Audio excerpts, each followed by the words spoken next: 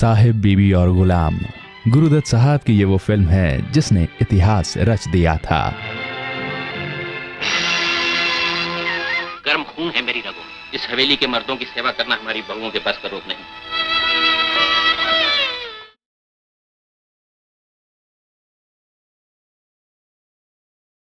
साहब बीबी और गुलाम प्रसिद्ध बांग्ला राइटर विमल मित्र के नावल पर आधारित थी।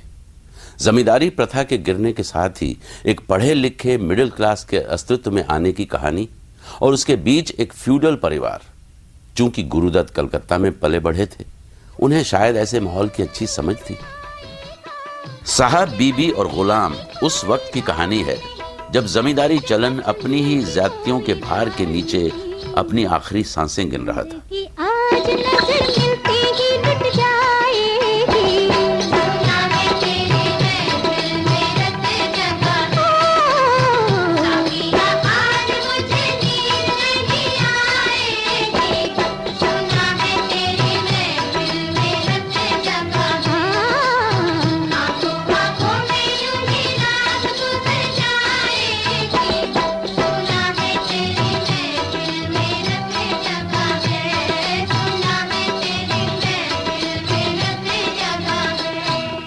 एक तरफ इन हालातों में कैद छोटी बहू और दूसरी तरफ एक उभरती हुई मॉडर्निज्म की हवा में सांस लेता एक नया मिडिल क्लास।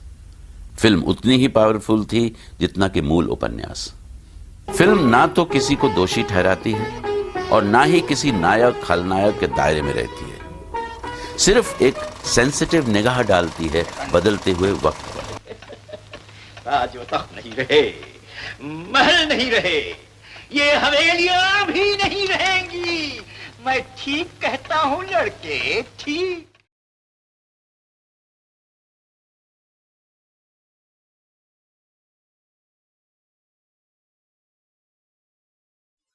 साहब बीबी और गुलाम, अक्सर मैंने अपने आप को घुटा घुटा ही पाया है और या तो बिल्कुल बागी।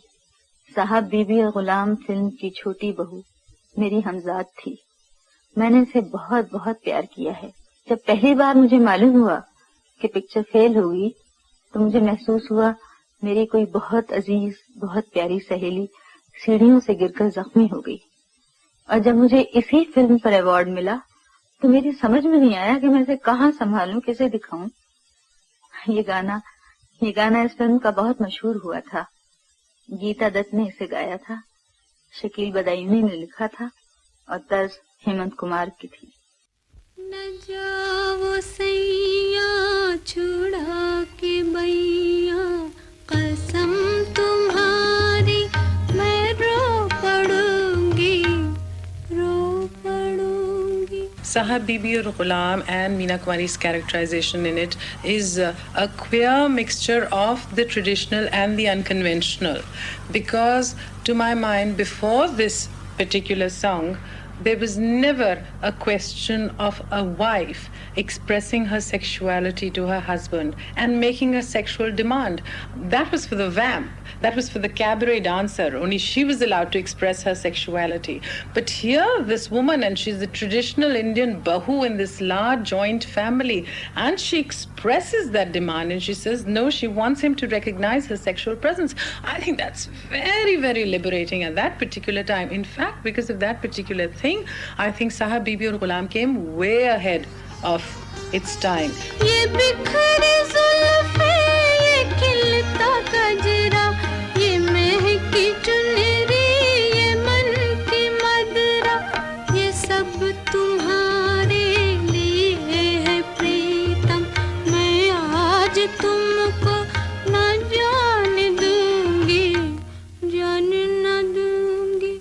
You look at the entire cinema of his contemporaries, and even now, majority of it, you will find that the women have always played the heroine's second role in a sense, But with Guru Dutt in Bombay, the roles of women are very important. आज तक किसी दूसरी औरत ने इतना बड़ा बलिदान दिया है भला? हिंदू घर की बहू होकर शराब पी है किसी ने?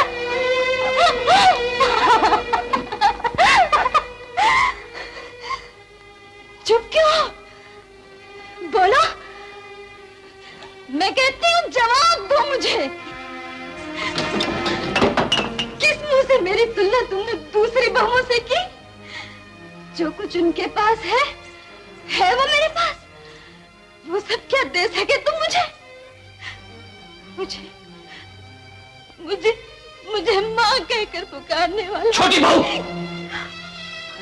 क्या कहना चाहते हो? कहो ना, क्या कहना चाहते हो?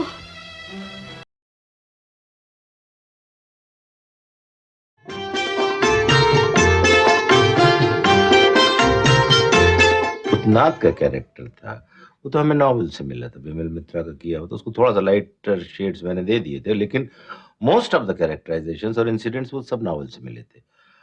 और आई डोंट थिंक वो रस्टिक टाइप का वो character it was closer to Gurudas. क्या नाम है आपके साले बहू का?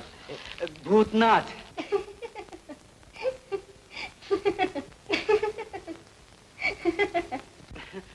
भवा ये रहा कि हुआ ये था कि हमारा जन्म हुआ शिवरात्रि को, इसीलिए हमारी बुआ ने हमें नाम दे दिया भूतनाथ। जी। भंवरा बड़ा नादान है, बगियन का मेहमान है। पहले जब रिकॉर्ड हुआ और सुना गया तो मुझे लगा कि हाय क्या है ये गाना। तो फिर गुरुजी जी ने कहा नहीं, जब इसको पिक्चराइज किया जाएगा तो वहाँ वो लड़की पूरा खुल के, क्योंकि ये जो हीरो आता है अपना हमेशा जताती है कि उस पे एहसान कर रही है, उसको घर में रहने की जगह दी है, खाना दिया है। क्या देखते हैं? डरिए नहीं, आपकी जात नहीं जाएगी। जी जी हाँ, जरा जी देख हट के खा सकते हैं आप। एक नया महाराज रख लिया है हमने, परोस भी वही गया है। मगर जो वो अपने आप उसको चाहने भी लगती है, मगर वो कैसे अपना गाने में लिखते हुए उसकी नकल उतारती है, किस तरह वो अपनी जबान निकाल के हिसाब करता है। तो बाद में जब पिक्चराइज किया तो मुझे खुद बहुत अच्छा लगा।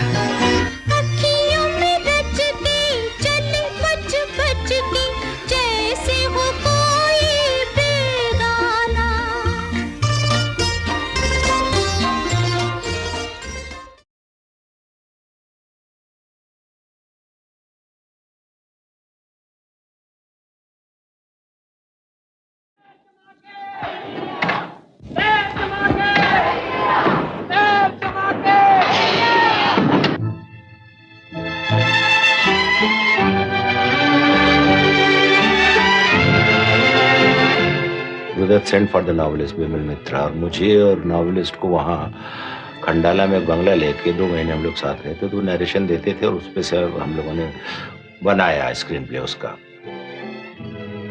It was a sort of history of Calcutta. लेकिन मेन चीज जो साहब बीबी गुलाम में लगी, it was the decadence of the feudal society at the turn of the century. पहले क्या था, फ्यूडल सोसाइटी जकड़े हुए थी, उसमें ऑपरेशंस थे, यानी यहां तक था उनके नॉर्म्स, उनकी जो वैल्यूज बन गई थी, इट वाज एक्सेप्टेड। दूसरे क्या था कि उस जमाने में अपसर्ज ऑफ बिजनेस क्लास शुरू हुआ था, beginning of 20th century. Feudal society का डिकेडेंस और ये जो बिजनेसमैन और ये लोग जो इंडस्ट्रियलिस्ट और ये माइंस लेने लगे, उसमें एक सीन है कि ये तो फ्यूडल डिकेडेंस में माइंस खरीद रहे हैं, यानी दे डोंट, उनको, क्योंकि फ्यूडल तो जमीनें तो कहीं जा नहीं सकती हैं, वहां तो खेती होती रहेगी। अब माइंस में आपको देखना पड़ेगा कि भाई उसमें कोयला है कि नहीं है, और वो साहब जब कोयला खरीदने माइंस खरीद रहे हैं तो कागज पे ब्लाइंडली दस्तखत कर दिए, कबूतरबाजी कर रहे हैं, उड़ा रहे हैं, कबूतर उड़ा रहे हैं, सारा ध्यान उस पर अपना कबूतर दुश्मन तोड़ के ना ले जाए, और ये टूट रहे हैं सारी, यानी कि उसमें सब पत्थर ही निकला बाद में जो बर्बाद होते हैं, क्योंकि वो फ्यूडल डिकेडेंस ऐसी थी कि वो बिजनेस के लिए जो अलर्ट माइंड चाहिए, जो मेहनत चाहिए, वहां तो ये है कि दिन भर सो और रात को तफरीह करो जाके वहां कोठों पे। मेरी आँखें नहीं मस्ती के ये मैखाने हैं, इनमें छलके हुए कुछ प्यार के पैमाने हैं। होश का नाम न ले, देख इल्जाम न ले, होश का नाम न ले, देख इल्जाम न ले।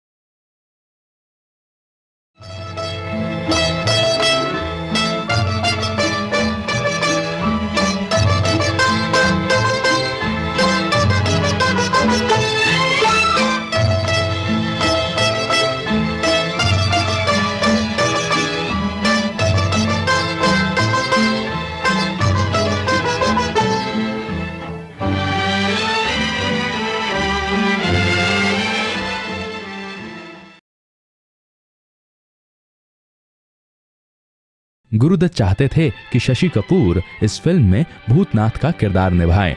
जिस तरह की मासूमियत शशि कपूर के चेहरे पे नजर आती थी, उसने गुरुदत्त को कन्विंस कर दिया था कि ये किरदार सिर्फ शशि साहब ही निभा सकते हैं। पर आखिरी मौके पर शशि कपूर ने डेट्स का बहाना किया और फिर गुरुदत्त को इस फिल्म में एक्टिंग भी करनी पड़ी और भूतनाथ का किरदार गुरुदत्त ने बखूबी निभाया। देखिए, मैंने बहुत सोचा। सोच लेते हैं आप? जी। क्या सोचा है आपने? यही कि सारा दोष मेरा ही था। मुझे पहले ही उस महाराज की शिकायत करनी चाहिए थी। मुझे माफ कर दीजिए।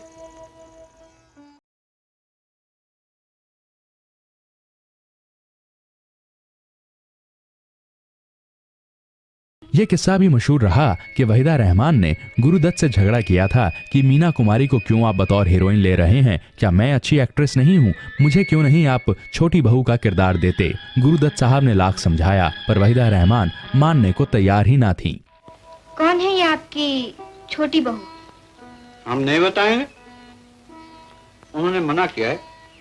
उनका बड़ा हुक्म चलता है आप पे?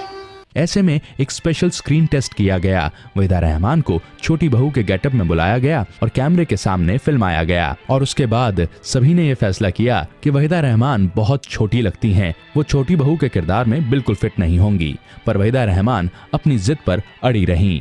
गुरुदत्त साहब ने साफ मना कर दिया था कि वहीदा, तुम्हारे लिए इस फिल्म के अंदर कोई रोल नहीं है, तुम एक स्टार हो, तुम इस फिल्म के अंदर काम नहीं कर सकती। पर वहीदा रहमान ने अबरार अलवी से बात की और खुद के लिए जगह बनाई। इस बात पर गुरुदत्त बहुत नाराज हुए। उन्होंने फिर समझाया कि वहीदा, तुम स्टार हो और इस फिल्म की हीरोइन मीना कुमारी रहेंगी।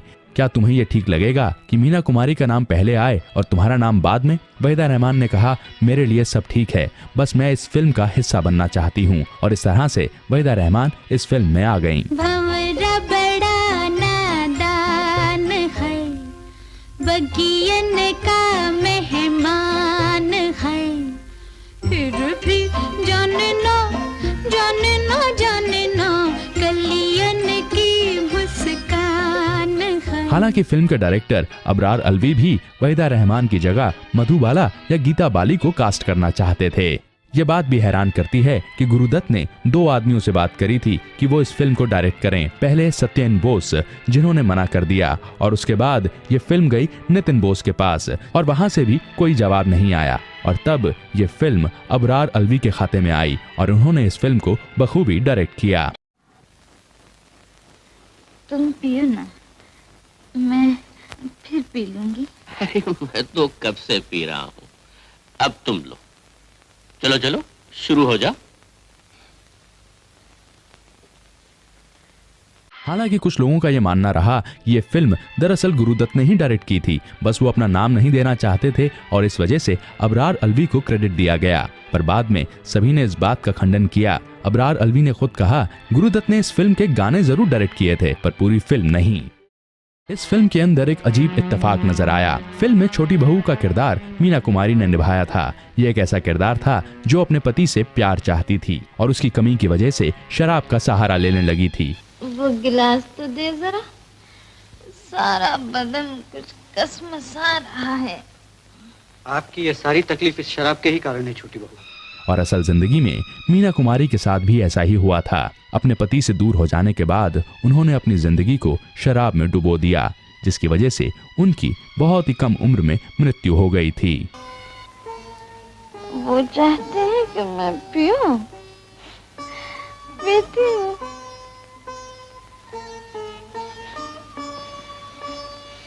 जानता है, अब वो हर रात घर पर ही रहते हैं। मैं बहुत सुखी हूँ आजकल। देखता नहीं, कुछ मोटी भी होने लगी हूँ।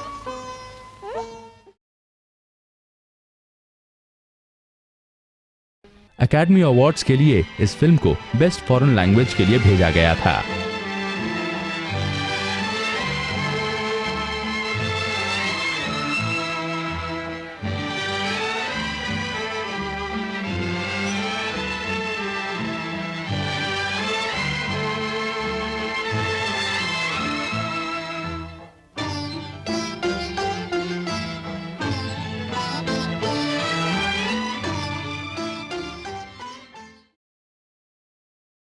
साहिब बीबी और गुलाम को सन 1963 का बेस्ट मूवी का अवार्ड मिला। बेस्ट डायरेक्टर का अवार्ड भी अबरार अलवी के नाम आया। Best cinematography VK. मूर्ति को और बेस्ट एक्ट्रेस मीना कुमारी। पर कुछ अवार्ड्स छूट गए।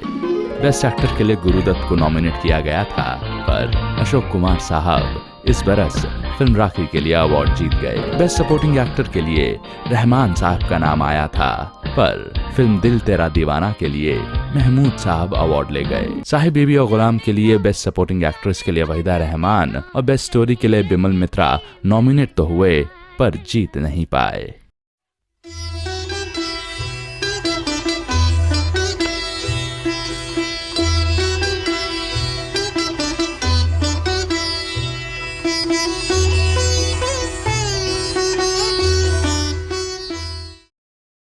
कुल मिलाकर ये एक ऐसी फिल्म आई थी जो अपने जमाने से बहुत आगे थी और इस फिल्म ने गुरुदत्त का कॉन्फिडेंस बढ़ा दिया था। इस फिल्म के सभी किरदार जबरदस्त रहे, सभी कलाकारों ने उम्दा काम किया और इस फिल्म के संगीत ने तो सबका दिल जीत लिया। भारतीय सिनेमा के इतिहास में ये फिल्म हमेशा एक क्लासिक मानी जाएगी। हाँ हाँ, क्यों नहीं, बड़ा ही सुंदर नाम है भूतनाथ जी।